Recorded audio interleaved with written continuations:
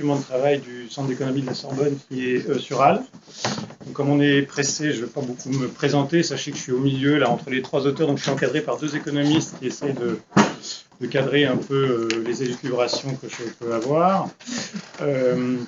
Elles y arrivent plutôt bien. D'ailleurs, j'apprends des tas de choses, c'est passionnant. Donc, moi, je suis prof à l'IPGP. Donc, pour ceux qui ne connaissent pas l'IPGP, il est quand même très connu. C'est l'institut qui forme les espions du bureau des légendes. C'est quand même un titre de gloire et c'est ce qui fait son excellence, en grande partie. Et donc, je vais commencer mon petit exposé par un prologue. Donc, je vais vous montrer une course à l'échalote. Donc nous sommes en 1980, vous avez la guerre entre Mitterrand en bas, Kohl en haut, et donc là vous avez l'évolution de l'investissement en recherche en milliards de dollars en 2010. 91, vous voyez l'apparition de l'Allemagne de l'Est dans les comptes de l'Allemagne. Les deux pays ont l'air de se suivre un petit peu, et vous allez voir l'effet merveilleux des réformes françaises, qui arrivent bientôt sous Chirac en 2005. Donc voilà, tout se passe bien, l'ANR arrive. Et là, on voit tout de suite un petit décrochage, mais pas dans le bon sens. Les rues continuent, le PIA1 s'avance, le PIA2 étant pas tout changé, c'est certain, pas du tout. Et le PIA3 arrive, voilà. Et donc, on a pris 20 milliards de retard pendant ces quelques années, ce qui représente 0,2 points de PIB et à peu près... Alors, j'ai peur de dire, parce que je me souviens plus de mes calculs. Vous riez, c'est pas normal, c'est un truc sérieux là. Donc, représente quand même quelque chose comme 25% de plus par chercheur et par an en coût global pour un chercheur allemand par rapport à un chercheur français. Donc, on va voir qu'en fait, ça suffit même pas pour les pauvres Allemands pour rester. Alors, ils restent au-dessus de nous, entre guillemets, dans un certain type de comptage sur lequel on va se plonger un petit peu. Mais voilà. Donc ça, c'était amusant. Ensuite, mon premier take-home message, dans sa forme simple. Donc ça, si vous en avez assez, vous pouvez vous penser sur autre chose. Donc le système de recherche français, en fait, je vais vous montrer à partir de métalangage, un petit peu comme a dit Bruno. Au premier ordre, il est parfaitement productif et il est même optimum dans ce qu'on pourrait imaginer la productivité en termes de publication et de citation. Ça veut dire que l'État français, normalement, ne devrait pas râler parce qu'il en a pour son argent. Et donc, ça veut dire que de ce point de vue-là, il n'y a absolument aucune raison de dire que le système est en crise et qu'il faut le réformer. Donc ça, c'est mon premier message. Et donc, je vais dérouler un peu rapidement comment ça procède, le petit modèle qu'on a développé avec Pierre et Antoine, et puis les résultats qu'on a, et puis je reformulerai mon message en conclusion. Donc, l'idée de départ, c'était effectivement qu'on voit que quand on regarde entre 1995, donc ici vous avez un graphique qui vous montre en abscisse donc les années, donc depuis 1995-2015, et en ordonnée la part de la production scientifique, donc la part des publications pour un certain nombre de pays de l'OCDE et de pays qui sont référencés, qui collaborent avec l'OCDE. Et évidemment, on voit deux tendances qui ne cessent d'interpeller nos hommes politiques. La première, c'est que les pays dits anciens, les anciens pays de science, en fait, perdent des parts de marché. C'est affreux.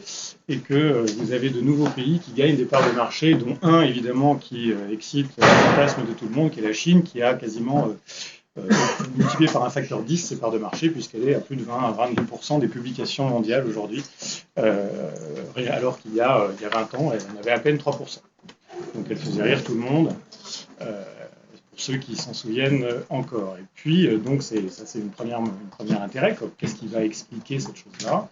Et puis, la deuxième chose, c'est que, vous n'êtes pas sans savoir, ça a déjà été rappelé, qu'on a une tendance assez lourde de modifier les finances publiques vers la recherche, avec deux tendances. La première, l'augmentation du crédit d'impôt pour les entreprises pour financer la recherche des entreprises. Voilà, donc le fameux CIR, dont je ne parlerai pas aujourd'hui, mais sur lequel nous travaillons aussi, et puis le développement d'appels à compétition, de competitive grants, donc de financement sur appel à compétition, donc de mise en compétition de toutes les personnes qui sont dans cette salle, pour une ressource financière. Et donc on s'est intéressé à ça. Et on s'y est intéressé de deux façons. D'abord en utilisant des données macroéconomiques et, donc à l'échelon des pays, qui sont les données auxquelles on peut avoir accès relativement simplement. Donc des données de la base de données de l'OCDE qui sont regroupées sous deux chapitres, donc Heard et Governed. Donc Heard, c'est en fait les dépenses de recherche qui sont dirigées vers les établissements d'enseignement supérieur, et Governed, c'est les dépenses de recherche donc pour nous sur les universités. Et Governed, c'est les dépenses de recherche pour les établissements de recherche gouvernementale, donc ça va être le CNRS, l'INSERM, l'INRA, l'IFREMER, etc. Et puis, face à ça, on s'est intéressé aussi à la base de données Simago qui repose sur les données Scopus, donc plutôt Elsevier, qui donne des publications et des citations intégrées au niveau des pays. Et donc, vous l'avez vu auparavant, la base de données OCDE remonte au début des années 80. Par contre, la base de données Simago, elle ne remonte qu'aux années 96, mais on dispose quand même d'une vingtaine d'années. Et une vingtaine d'années qui dépasse largement l'existence de l'ANR, les premières réformes qui ont impacté notre système d'enseignement supérieur et de recherche. Et pour essayer de comprendre ces données-là et de prédire un petit peu leur forme, de voir ce qu'on peut en dire et de comprendre ce que je vous ai montré précédemment, on s'est intéressé en fait ça en prenant le parti d'un certain nombre d'économistes qui travaillent sur ce qu'on appelle des fonctions de production. Donc ça, c'est le truc classique en microéconomie. Vous avez une production qui va dépendre d'un certain nombre de facteurs de production qui vont être le capital, l'investissement en travail, etc. Et il y a un économiste connu, Zvi Gradishev, qui à la fin des années 79, au début des années 80, a proposé de regarder, s'est intéressé au système, aussi à la production scientifique américaine à partir de ces fonctions de production. Et donc lui, comme dans un des problèmes auxquels on est confronté, c'est évidemment l'accès aux données, et on n'a pas accès à la différenciation entre investissement, on va dire, en capital, donc en équipement, et puis investissement en salaire et en fonctionnement. Donc il n'a pas pu différencier, donc il a pris une fonction de production très simple, qui était de dire, voilà, pour une université, je vais avoir un output, donc en fait une production scientifique, une production de savoir, qui va être en fait une fonction de l'investissement financier qui a été fait. Et il se trouve que cette fonction est à la forme d'une loi de puissance. Donc vous avez trois exemples de lois de puissance. Alors elles sont représentées ici dans des diagrammes logarithmiques, parce qu'en fait ça monte beaucoup, mais si je puis dire, c'est important pour la suite. La loi de puissance, elle est contrôlée par un exposant qui s'appelle alpha, et il a trois valeurs, soit alpha est inférieur à 1, égal à 1, supérieur à 1. Alors égal à 1, c'est le plus simple, je vous donne 1 euro, vous me faites une publication, je vous donne 2 euros, vous m'en faites 2, je vous en donne 3, vous m'en faites 3, etc. Alpha supérieur à 1, vous êtes super fort, parce que je vous donne 1 euro, vous me faites une publication, je vous en donne 2, vous m'en faites 4, je vous en donne 3, vous m'en faites 9, c'est super. Et puis, il y a le dernier qui est, je vous donne 1 euro, vous me faites une publication, je vous en donne 4, vous m'en faites 2, je vous en donne 9, vous m'en faites 3, et que ça devient de plus en plus cher. Voilà. Et alors les observations montrent que malheureusement c'est celui-là qui fonctionne dans la réalité. Ça veut dire que ben oui, plus on nous donne d'argent, plus on publie, mais on a ce qu'on appelle une productivité marginale décroissante. Ça veut dire qu'on publie de plus en plus lentement. C'est-à-dire qu'il faut mettre de plus en plus d'argent pour qu'on continue d'augmenter nos publications. Voilà. Donc si vous me donnez beaucoup d'argent, je publierai, mais si vous voulez que je publie encore beaucoup, vous m'entraînez beaucoup. Donc il va falloir justifier. Et la deuxième chose qu'on constate, c'est que cet exposant, de façon étonnante, augmente avec l'échelle. C'est-à-dire quand vous passez un laboratoire, il sera petit, on va dire, 0,5, je ne sais pas. Puis au fur et à mesure que vous allez mettre une université, tous les labos d'une université entre eux, ça va augmenter. Puis si vous mettez toutes les universités entre elles, ça va augmenter, ça tend progressivement vers 1. On ne sait pas très bien pourquoi. Donc il y a toute une série de propositions, d'explications pourquoi. Et donc nous, on a repris ça. Et on a décidé de faire justement cette intégration pour essayer de comprendre ce qui se passait. Donc on est parti du chercheur I, vous, moi. Donc I c'est vous, c'est moi. Et donc vous, moi, avons une publication PI qui dépend, je suis désolé, c'est très prosaïque, de la quantité d'argent que vous avez reçu cette année, salaire inclus, avec donc un exposant alpha et un préfet. Et donc cette quantité d'argent, c'est une fraction de l'argent total investi par l'État. Epsilon. Alors Epsilon a un intérêt, c'est qu'elle est entre 0 et 1. Évidemment, vous pouvez recevoir tout l'argent de l'État, 0, ainsi. Et puis on va faire un certain nombre d'hypothèses simplificatrices, on en est là aujourd'hui, qui vont nous permettre de voir un petit peu, de dépouiller ce modèle le plus possible pour voir ce qui nous permet de dire et de comprendre du système qu'on étudie. D'abord, on va dire un truc horrible, on va dire que tous les chercheurs sont homogènes. Vous, moi, publions pareil. On va, presque, on va, en tout cas, suivant la même loi de puissance, on va dire ce que nous a montré l'expérience précédemment, c'est-à-dire que la productivité marginale est décroissante, on reviendrait sur chacune chose. On va dire quelque chose d'important, on va dire qu'on est très fort et qu'on est vraiment à l'optimum de production, et je reviendrai dessus, c'est-à-dire qu'on produit au mieux de ce qu'on peut faire. on est super dévoués. Et on verra qu'après, pour arriver à la fin, on va découvrir, ça c'est une constatation empirique, qu'il existe une relation, ce qu'on appelle le scaling law pour le nombre de chercheurs dans un pays. Alors si je reprends tout ça, donc l'homogénéité, ça veut dire qu'en gros, on va simplifier, on va dire que du fait de tas de raisons, en sciences c'est relativement, c'est tout à fait compréhensible, on publie tous en anglais dans les mêmes revues. 5 minutes, très bien, je fonce, j'arrive. On publie tous dans les mêmes revues, on publie tous de la même façon, on publie tous plus ou moins la même science avec les mêmes spectros, donc de toute façon, voilà, on est tous pareils. Et donc ça, c'est intéressant parce que ça va nous permettre de sommer assez simplement les publications de vous, moi. Donc je vais vous prendre vous et moi, puis je vais sommer, puis à la fin, quand j'aurai fait tous les vous, moi, j'aurai la publication française. Et j'aurai la publication française en fonction de ce qu'il y a en bas, c'est la somme des pays, donc la somme de vous, moi. C'est donc le terme entre parenthèses, fois l'investissement que la France consent à vous et à moi, à cette fameuse puissance alpha. Et le terme entre parenthèses, c'est tous les fantasmes des politiques publiques à l'heure actuelle. C'est comment je répartis l'argent entre vous, moi. Et quel est, donc, être optimal, ça veut dire que j'ai trouvé la meilleure façon de répartir l'argent entre vous, moi. Alors, il se trouve que, et c'est là que c'est beau, enfin, ou pas, je ne sais pas, il se trouve que dans un système dans lequel on a une productivité marginale décroissante, ça veut dire que ça coûte de plus en plus cher de faire publier un chercheur, et ben, l'optimum, c'est de diviser l'argent également entre tout le monde. Je suis désolé. Ça veut dire qu'en gros, avoir un optimum de production, ça veut dire qu'en fait, il y a 70 personnes dans cette salle, je sais pas, on divise l'argent par 70 et puis c'est bon, c'est fini. Donc là, il y a un spoiler, fermons la NR. C'est pas grave, je vais faire. Ça, je suis. Donc,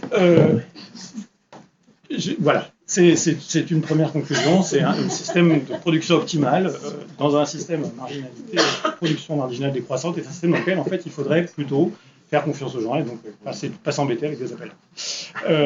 Donc à partir de là, on peut calculer une production optimale pour notre pays. Et on voit que c'est une fonction qui dépend de deux variables, donc le nombre de chercheurs, puisque évidemment, et le financement. Or, ces deux variables ne sont pas dépendantes. Pourquoi ? Parce qu'évidemment, en fonction de l'argent qu'un pays investit, cet argent sert à payer des chercheurs.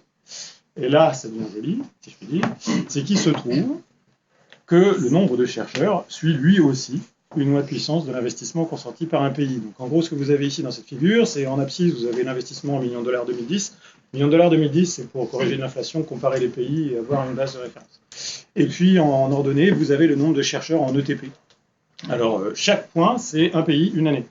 Et donc de l'OCDE, une année. Donc vous voyez ce qu'on appelle une magnifique loi d'échelle qui porte sur 3 décades et qui montre que, en fait, il y a grosso modo une loi universelle au premier rang qui vous dit que vous avez en gros 51 fois f à la puissance 0,78, enfin, vous avez une loi d'échelle générale, qui est intéressante elle aussi, parce que l'exposant lui aussi est inférieur à 1. Ça nous dit des choses, ça nous dit que plus un pays est riche, plus il engage de chercheurs, mais il les engage de moins en moins vite. Ça veut dire qu'il va dégager des marges pour se payer, je ne sais pas, des fusées pour aller sur Mars, des bateaux, des avions, etc. Toutes choses qui coûtent cher, alors que quand le pays n'a pas d'argent, il se paye, je ne sais pas, des mathématiciens, des philosophes, des gens qui coûtent pas cher. Excusez-moi. Et donc, une fois qu'on a fait ça, on peut arriver à une prédiction qui vous dit que la production optimale d'un pays, c'est ni plus ni moins ce que vous mettez dans le basket, avec une certaine... Donc on n'a plus qu'à vérifier. Alors, on a vérifié, après ce qu'on a fait, c'est qu'évidemment, d'une année à l'autre, c'est presque fini. D'une année à l'autre, en fait, ça augmente, on augmente un peu quand même notre investissement, tous les pays font, on engage un peu plus de personnes. Et donc, pour comparer les années et les pays, ce qu'on fait, c'est qu'on a calculé, on est revenu en parts, c'est-à-dire on a normalisé pour avoir des parts de publication en fonction de la part des financements que vous avez dans le monde. Ça suit les mêmes mois. Donc ça, c'est par exemple ce que ça donne pour les productions, donc les publications, la production de savoir, donc qui vérifie parfaitement ce qu'on voit, c'est-à-dire qu'effectivement, ni plus ni moins, au premier ordre, donc chaque couleur c'est une année, chaque rond c'est un pays une année, donc là vous avez tous les pays de l'OCDE, plus un certain nombre de pays comme la Chine, etc. Et donc vous voyez que quelle que soit l'année, de 1996 à 2015, il s'est en gros rien passé. Et donc, ce que vous avez, c'est une relation toute simple entre votre investissement public et puis la part des publications que vous possédez. Bon, c'est relativement simple. En fait, c'est pire que ça, c'est que c'est vrai aussi pour les citations. Ça veut dire qu'il y a un peu plus de bruit, c'est un peu plus variable, mais en fait, c'est vrai aussi. Ça veut dire que si vous avez 3% des publics, je vous dirais que vous avez 3% des citations, point à la ligne. Et donc, en fait, les citations elles-mêmes sont, pareil, ne sont que le reflet de votre, en gros, richesse. Voilà. Donc, Je vous montre juste les gagnants du système. Donc la Chine, évidemment, vous voyez son augmentation que je vous ai montré tout à l'heure, donc vers le haut à gauche, en pourcentage de publication. Mais en fait, c'est quoi? C'est simplement que la Chine a fait exactement la même augmentation. Elle a multiplié par 10 son investissement dans sa recherche. Donc c'est tout, c'était pas plus dur que ça. Hein, ça va. La Corée du Sud, c'est pareil, la Turquie, c'est pareil, à leur échelle, chacun à son échelle. Donc vous passez de 1 million à 10 millions, vous passez de 1 milliard à 10 milliards, et ainsi de suite. Et nous, bah non. Nous, on est tranquillement sur la droite, donc on est super fiers, on est très optimaux, mais par contre, bah, voilà, en fait, le plus ancien c'est le bleu et le plus récent c'est le jaune, donc on descend tranquillement la pente. Donc on descend tranquillement la pente. L'Allemagne aussi, mais moins vite. Parce qu'eux ont essayé de compenser, mais ils n'avaient pas vu venir la Chine qui, effectivement, elle, a surcompensé. Voilà. Donc, je reformule mes conclusions. Tiens, je sais pas. Non, c'est bon. Alors, donc, les dépenses de recherche sont... en fait, la production scientifique est absolument, au premier ordre, contrôlée par les dépenses que vous faites dans votre R&D. Et donc, partant comme la production scientifique, publication et citation constituent l'essentiel de ce qui va faire notre rang, notre rang n'est que notre richesse. Les effets pays, policies, politique publique, excusez-moi, langue, sont de second ordre, ça veut dire qu'ils peuvent être importants localement, etc., mais c'est pas ça qui fait les tendances générales. Alors oui, là j'insiste, je sais pas pourquoi. Donc l'allocation de ressources sous la bosse d'une mise en compétition ne conduit absolument pas à quelque chose d'optimal. C'est comme ça. Donc bon. Et ces indicateurs, en fait, ne reflètent finalement que votre richesse. Voilà.